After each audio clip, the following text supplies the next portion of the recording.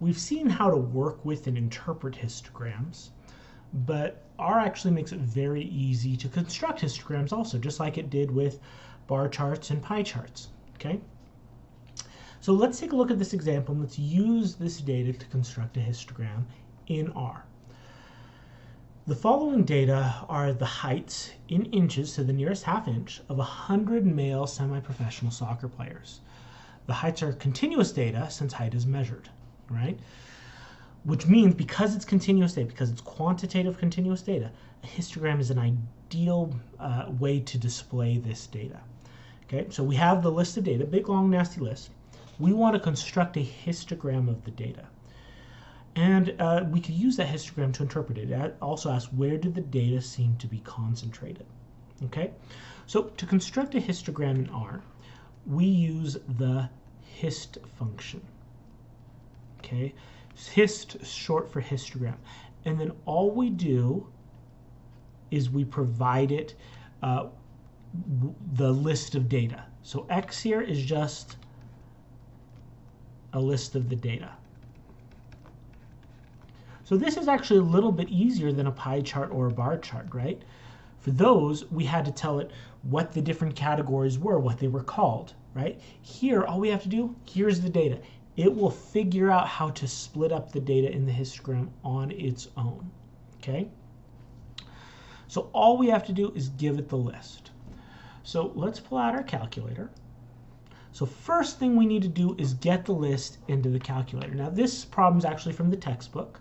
So I can copy these numbers from the textbook. I don't have to type them all out. They take forever. And I could put it into the calculator. So I'm going to start with C because I want to make a list. I want to combine a bunch of values into a single list.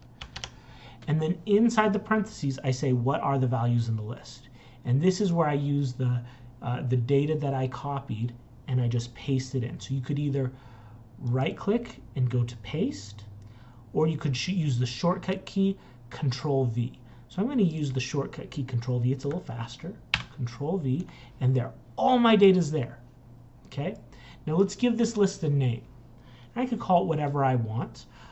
In this case, these are the heights of the semi-professional soccer players, right? So I'll call this player heights. So I have named this list of data and I've called it player height. So now every time the computer sees the word player heights, it'll say, ah, I know what you're talking about. You're talking about that list of data from before. Okay? Okay. Now with this in mind, with our data in, all we do is say hist and we tell it what data we want a histogram of. Okay? In between the parentheses. So the data, we've named the data player heights. Click evaluate. And it gives us all kinds of interesting stuff here that in this case we don't really care about. We scroll down, we get to the histogram of the player heights. It broke it up into sections for us. Okay?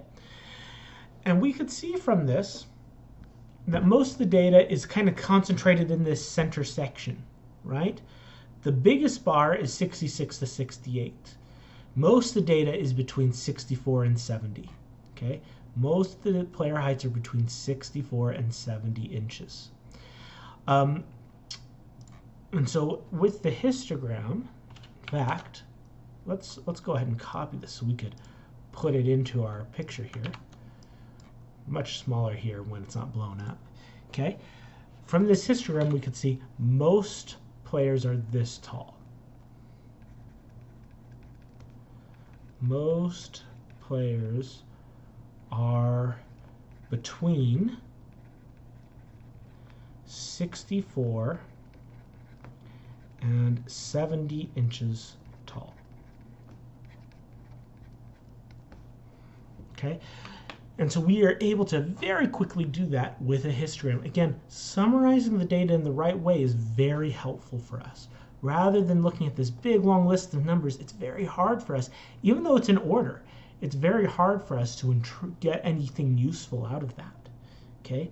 But put it into the right representation graphically, and we can quickly interpret this data.